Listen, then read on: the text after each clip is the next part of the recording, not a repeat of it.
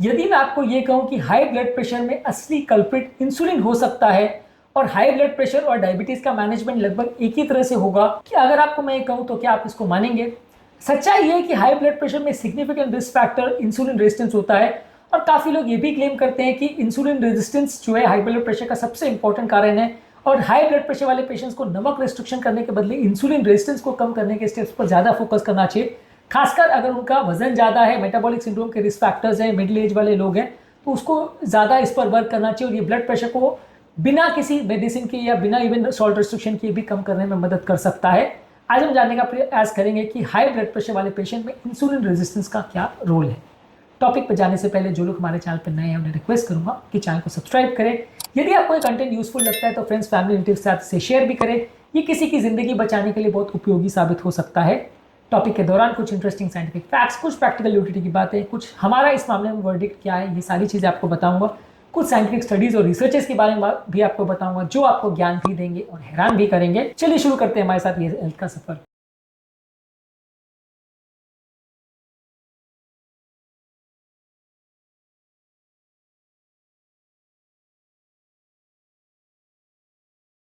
क्या आपने हमेशा ये देखा है कि डायबिटीज और हाइपरटेंशन बहुत हद तक साथ में आते हैं?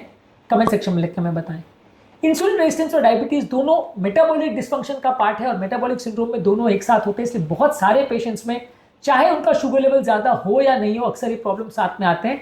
जब बॉडी में इंसुलिन लेवल ज़्यादा बढ़ जाता है तो वो किडनी को फोर्स करता है ज़्यादा सोडियम और पानी को रिटेन करने के लिए, जिससे कि ब्लड प्रेशर ज़्यादा बढ़ जाता है। 2016 में जर्नल ऑफ हाइपरटेंशन में एक आर्टिकल पब्लिश हुआ था जहाँ बताया गया था हाइपर इंसुलिनीमिया में किडनी का सोडियम अब्जॉर्प्शन बढ़ जाता है, इससे ब्लड वॉल्यूम बढ़ता है, वैस्कुलर रेजिस्टेंस बढ़ता है और ये दोनों ही चीज़ें मिलकर हाइपरटेंशन का एक इंपॉर्टेंट कारण बनती है।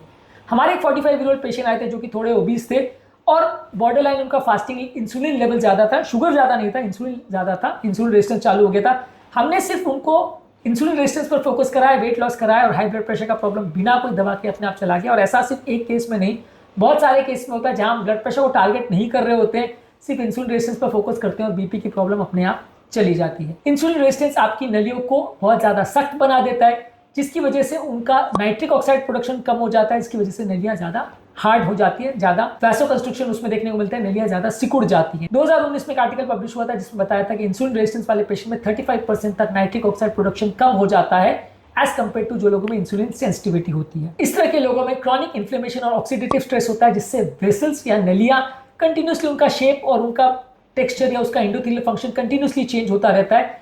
इंसुलिन रेजिस्टेंस आपकी नलियों के एंडोथेलियल फंक्शन को 4 हफ्तों के अंदर भी खराब कर सकता है, इसलिए ऐसा नहीं है कि ये जन्मों सालों तक चलेगा तभी नली में डैमेज होगा। कुछ ही हफ्तों में आपको डिफरेंस देखने को मिल सकता है और ये मेजरेबल डिफरेंस आपको 1 महीने के अंदर भी देखने को मिल सकता है। इसके अलावा वेट गेन और विसरल फैट जो है ये इंसुलिन रेजिस्टेंस और हाइपरटेंशन दोनों को ही बढ़ाते हैं। हमारे पास एक 52 ईयर ओल्ड फीमेल रिसेंटली आई थी जो 2 ब्लड प्रेशर मेडिसिन पर थी।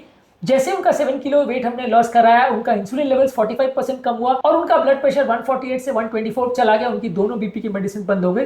यानी कि हमने इंसुलिन रेजिस्टेंस पर वर्क किया, वजन कम किया और हाइपरटेंशन का प्रॉब्लम भी अपने आप चला गया। तो यानी कि आपको ये ध्यान रखना है कि हाइपरटेंशन के बहुत सारे केसेस पर भी वजन कम करने से आपको फायदा मिलेगा, क्योंकि वजन कम करने से इंसुलिन रेजिस्टेंस कम होता है और वजन नहीं भी कम करो, अगर सिर्फ इंसुलिन रेजिस्टेंस पर आप वर्क करो तो भी आपको फायदा देखने को मिलेगा। हालांकि ये दोनों चीजें काफी हद तक रिलेटेड होती है। डायबिटीज केयर जर्नल में 2015 में एक आर्टिकल पब्लिश हुआ था जिसने बताया था कि फिजिकल एक्टिविटी और डाइट करने से हाइपरटेंशन होने का रिस्क 42% तक कम किया जा सकता है। हालांकि हाइपरटेंशन अपने आप में एक मल्टीफैक्टोरियल डिजीज है और जरूरी नहीं है कि हर व्यक्ति को इंसुलिन रेजिस्टेंस की वजह से ही हो, लेकिन सिग्निफिकेंट नंबर ऑफ केसेस में ये इसके साथ एसोसिएटेड होता है, इसलिए इस पर अगर है तो डेफिनेटली आपको काम करना चाहिए।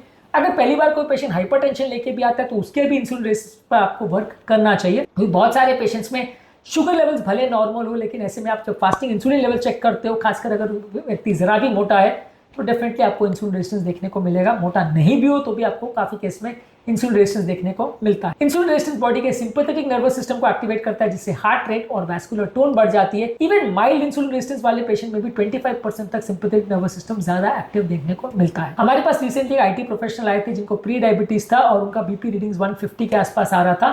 हमने उनकी नींद इंप्रूव की, रिफाइंड कार्बोहाइड्रेट्स कम किया, ओवरऑल थोड़ा वजन कम किया, उनका हार्ट रेट 92 से 72 बीट्स पे आ गया, बीपी भी नॉर्मलाइज हो गया विदाउट एनी मेडिसिन। तो एक नहीं कई इस तरह के एग्जांपल्स है जहां पे हमको सिग्निफिकेंट रिडक्शन या फायदा देखने को मिलता है। इस मामले में 2021 में एक आर्टिकल पब्लिश हुआ था जहां पे बताया था कि लो कार्बोहाइड्रेट न्यूट्रिशन आपकी मेटाबॉलिक फ्लेक्सिबिलिटी इंप्रूव करता है और 48% केसेस में बीपी ब्लड प्रेशर यानी आपका 10 से 12 मिलीमीटर तक कम हो सकता है। सुबह सुबह जो लोगों को मॉर्निंग इंसुलिन सर्ज होता है उसमें ट्रांजिएंटली ब्लड प्रेशर भी बढ़ता है। ये भी काफी स्टडीज में दिखाया गया है। ओवरऑल एक बाई डायरेक्शनल रिलेशनशिप है, जैसे जैसे बीपी बढ़ता है इंसुलिन बढ़ता है और जैसे जैसे इंसुलिन बढ़ता है बीपी बढ़ता है, तो दोनों एक दूसरे से रिलेटेड चीजें हैं। इस मामले में कुछ ब्लड प्रेशर को कम करने वाली दवाइयां जैसे थायराइड डायबिटिक्स है वो आपके इंसुलिन रेजिस्टेंस को उल्टा बढ़ा सकती है। कुछ बीपी की दवाइयां जैसे एसी इनहिबिटर्स और एआरबी है वो मेटाबॉलिक सिंड्रोम को उल्टा कम करती है। तो आपको दवा कौन सी देनी है वो भी प्रॉपर्ली अगर चूज करें तो उसमें आपको ज्यादा बेटर रिजल्ट देखने को मिल सकते हैं। और ये डिफरेंस सिर्फ मोटे लोगों में नहीं, लीन एंड थिन इंडिविजुअल्स में भी होता है। और ऐसा नहीं है कि हर इंसुलिन रेजिस्टेंस से मोटे व्यक्ति में ही मिलेगा, दुबले पतले व्यक्ति में भी अगर इंसुलिन रेजिस्टेंस है और हाइपरटेंशन है तो आपको दोनों पर वर्क करना चाहिए। दोनों के रूट कॉज पर यदि आप वर्क करेंगे तो बिना मेडिसिन के आपके काफी ब्लड प्रेशर के पेशेंट्स ठीक हो जाएंगे और आपको दवाइयों की जरूरत नहीं पड़ेगी। तो ओवरऑल इस मामले में हमारा फाइनल वर्डिक्ट ये है कि आपको इंसुलिन रेजिस्टेंस पर वर्क करना चाहिए यदि कोई हाइपरटेंसिव पेशेंट आपके पास आए, यानी कि आपको उसके वजन कम करने पर और इंसुलिन रेजिस्टेंस को कम करने वाले फैक्टर्स पर वर्क करना चाहिए। इससे ब्लड प्रेशर की प्रॉब्लम काफी केस में अपने आप ठीक हो जाएगी और दवाई की जरूरत नहीं पड़ेगी। इंसुलिन रेजिस्टेंस क्या क्या चीजों से कम होता है, क्या क्या चीजों से बढ़ता है, ऑलरेडी हमने काफी वीडियोज में डिस्कस किया है, तो आप उनको जरूर चेकआउट कर लीजिएगा। उम्मीद करूंगा कि आज के टॉपिक में कुछ नई बातें जानने को मिली होगी। जो लोग हमारे चैनल पर नए हैं उन्हें रिक्वेस्ट करूंगा कि चैनल सब्सक्राइब करें और अगर आपको ये कंटेंट यूजफुल लगता है तो फ्रेंड्स फैमिली के साथ इसे शेयर भी करें। आपके कमेंट्स हमें जानने में मदद करते हैं कि आपको हमारा कंटेंट कैसा लग रहा है, प्लस हमारे लिए मोटिवेशन और इंस्पिरेशन का भी काम करते हैं। इसलिए वीडियोस को देखते रहिए, शेयर करते रहिए और हेल्थ के सफर में हमारे साथ आगे बढ़ते रहिए।